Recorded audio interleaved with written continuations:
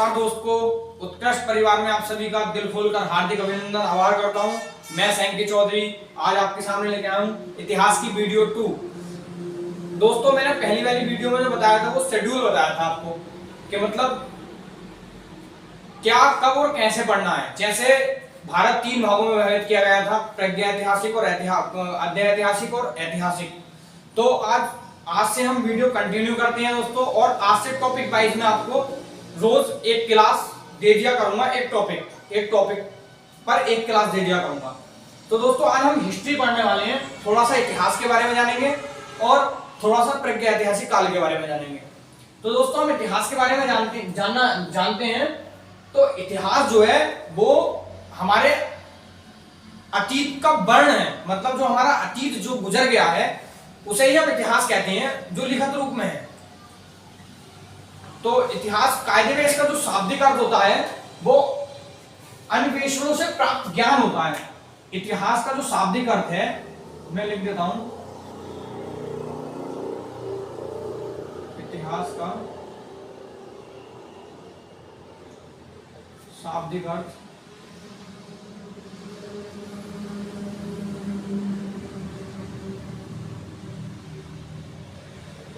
अन्वेषणों से प्राप्त ज्ञान है। इतिहास का जो शाब्दिक अर्थ है वो अन्वेषणों से प्राप्त ज्ञान है। इतिहास को अतीत का अध्ययन भी कहा जाता है क्योंकि यह लिखित है। इतिहास को अतीत का अध्ययन भी कहा जाता है। इसका रीजन है क्योंकि ये लिखित है, लिखित रूप में है। कौन से अवशेष हमारे कहां से मिले, अवशेषों में क्या क्या मिला, ये सब कुछ लिखित में है। तो इसलिए ये है इतिहास का, अतीत का अध्ययन भी है इतिहास। दोस्तों, अलग अलग इतिहासकारों ने इसे अलग अलग संज्ञा दी है। तो ऐसे ब्रिटेन के इतिहासकार हैं I.H. कार, ब्रिटेन के इतिहासकार I.H. कार ने अपनी पुस्तक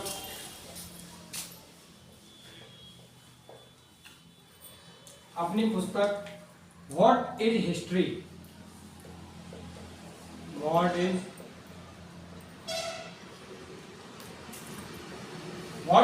में ये कहा है, इतिहास ब्रिटेन के जो ये इतिहासकार हैं E.H. कार, इन्होंने अपनी पुस्तक व्हाट इज हिस्ट्री में ये कहा है कि इतिहास अतीत और वर्तमान के बीच का संवाद है।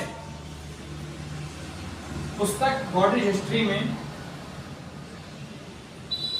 कहा है कि इतिहास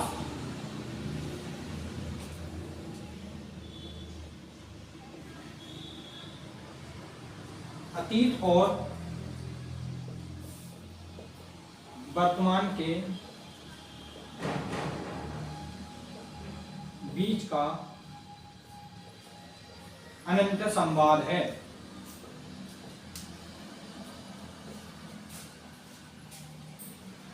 ये इन्होंने ब्रिटेन के इतिहासकार हैं, इन्होंने अपनी पुस्तक व्हाट इज हिस्ट्री में ये कहा है कि इतिहास अतीत और वर्तमान के बीच का अनंत संवाद है।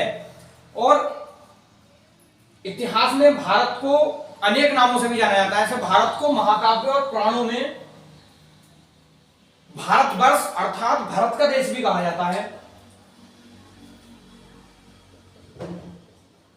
भारत को महाकाव्य और पुराणों में भारतवर्ष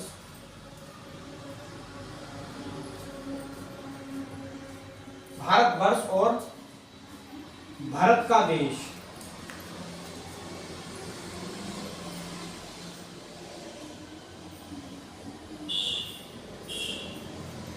कहा जाता है।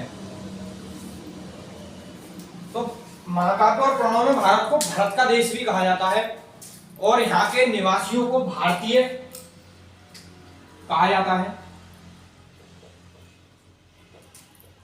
और यहाँ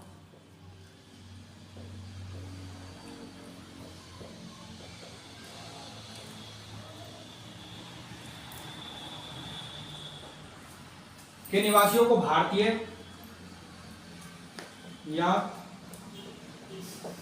भारत की संतान भी कहा जाता है।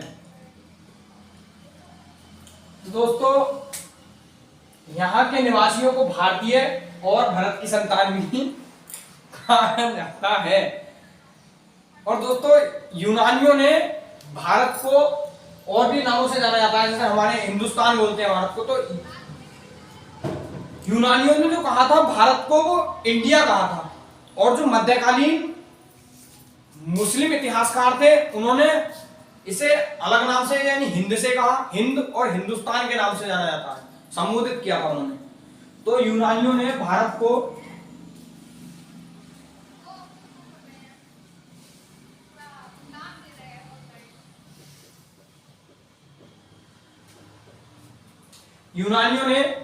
को इंडिया तथा मुस्लिम इतिहासकारों ने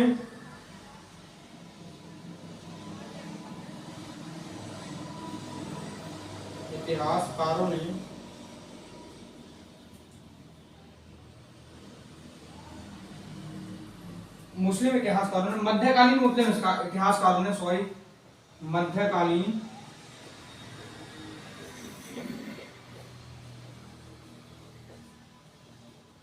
मध्यकालीन मुस्लिम इतिहासकारों ने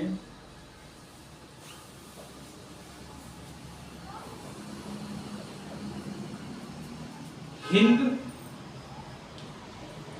और हिंदुस्तान के नाम से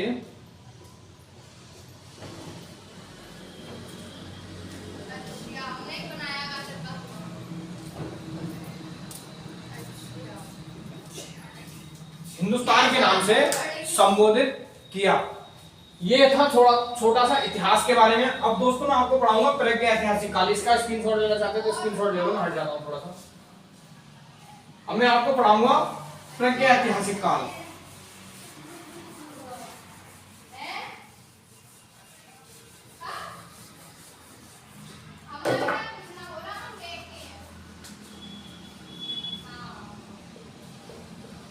प्रागैतिहासिक काल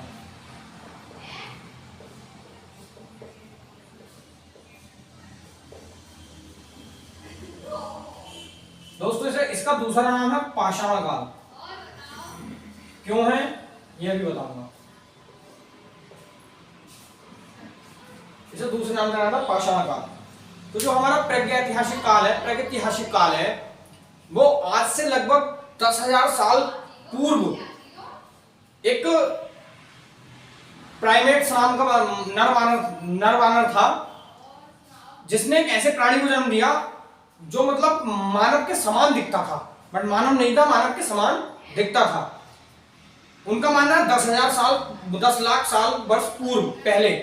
लेकिन एक महाराष्ट्र के बेरी नामक स्थान है, वहां पर कुछ तथ्य प्राप्त हुए। उन तथ्यों के अकॉर्डिंग ये माना जाता है कि आज से लगभग 14 लाख वर्ष पूर्व मनुष्य का जन्म हुआ है, उनकी प्राप्ति हुई है, मनुष्य की प्राप्ति हुई है, मतलब या जन्म हुआ, उनका उदय हुआ। तो ये लिख देता हूं, तो ये मतलब थोड़ी जानकारी थी। तो प्रागैतिहासिक काल, इसमें यह भी माना जाता है कि अपने इंडिया में से पहले अफ्रीका में मानव बसा था। मतलब इंडिया में बाद में मानव आया था, अपने इंडिया में आने से पहले अफ्रीका में यह बसा था। मतलब जो सबसे पहले मानव रहता था वो अफ्रीका में रहता था, इंडिया में बाद में आया है। ये मोस्ट पॉइंट है। सबसे पहले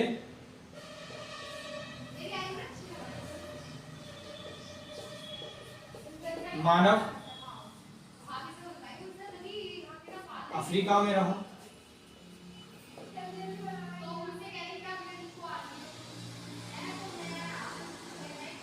अफ्रीका के बाद मानव भारत में बसा। तो दोस्तों एक मोस्ट इंपोर्टेंट पॉइंट है, ये आ जाता है। और ये प्रागैतिहासिक काल जो है इसे हम एक नाम से और जानते हैं, लिखित काल के पहले कालखंड को हम प्रागैतिहासिक काल कहते हैं, क्योंकि जो इसके बाद जो काल है वो अत्यैतिहासिक है, जो कि उसमें लिखना और अक्षरों का ज्ञान और लिपि का ज्ञान काफी हो गया था, बट वो पढ़ी नहीं गई आज तक। तो जो लिखित काल से जो पहले का कालखंड है ना, वो प्रागैतिहासिक काल कहते हैं उसे। तो ये लिख लो कि लिखित काल से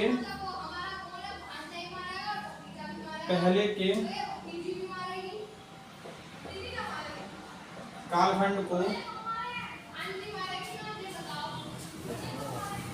प्रागैतिहासिक काल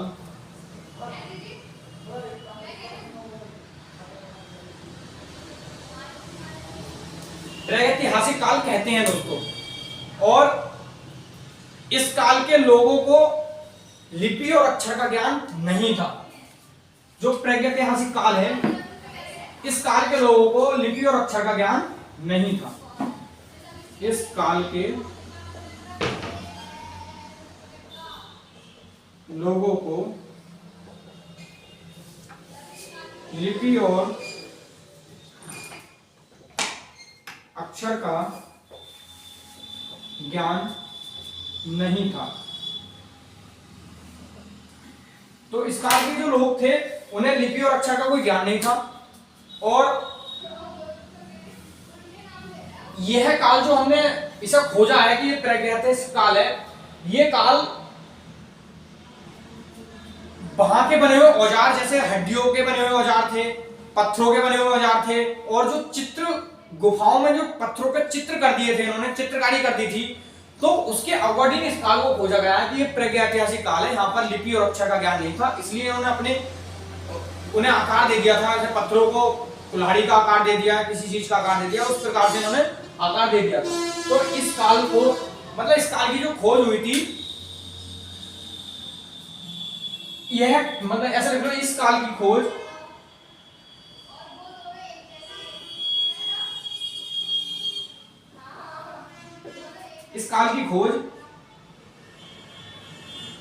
पत्थर तथा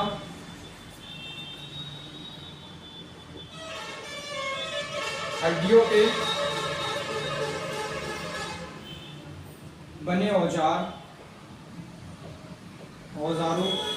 व गुफा चित्रात्मक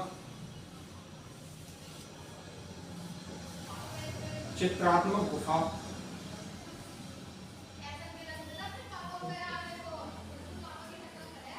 के आधार पर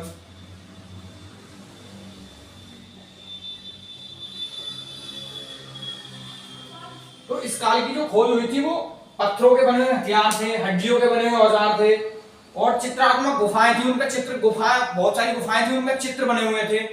तो उसके अकॉर्डिंग इस काल की जो है वो खोज हुई है।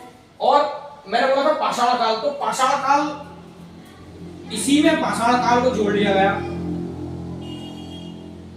पाषाण काल को प्रागैतिहासिक काल में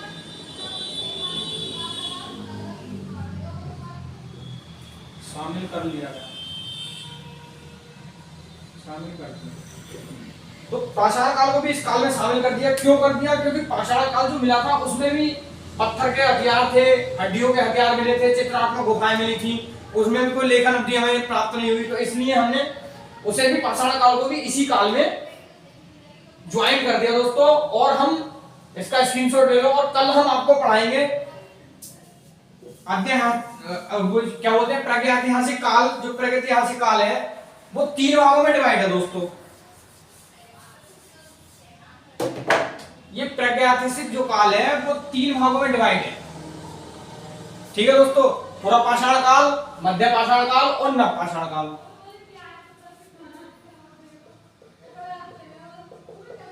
पूरा पाषाण काल, मध्य पाषाण काल, पूरा पाषाण काल, मध्य पाषाण काल और नव पाषाण काल।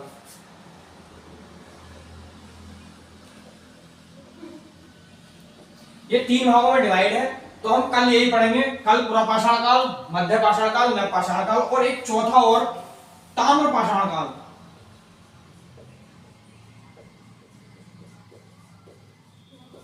कल हम इन चारों के बारे में पढ़ेंगे। आग का विस्तार किसमें हुआ, आग का विस्तार किसमें हुआ, और कृषि का विस्तार सबसे पहले मतलब कौन सी फसल उगाई गई, ये सब हम इसमें पढ़ेंगे। तांबे का विस्तार, तांबे से सबसे पहले कौन सा औजार बनाया गया, ये हम सब कल ये चारों टॉपिक अगली कल वीडियो में हम पढ़ेंगे, ठीक है। नमस्कार दोस्तों, और हमारे चैनल को लाइक करें, सब्सक्राइब करें, और अगर वीडियो अच्छी थोड़ी सी भी लगी हो तो कृपया शेयर जरूर कर दें एक बार, और हमारा सपोर्ट बनाए रखें। धन्यवाद।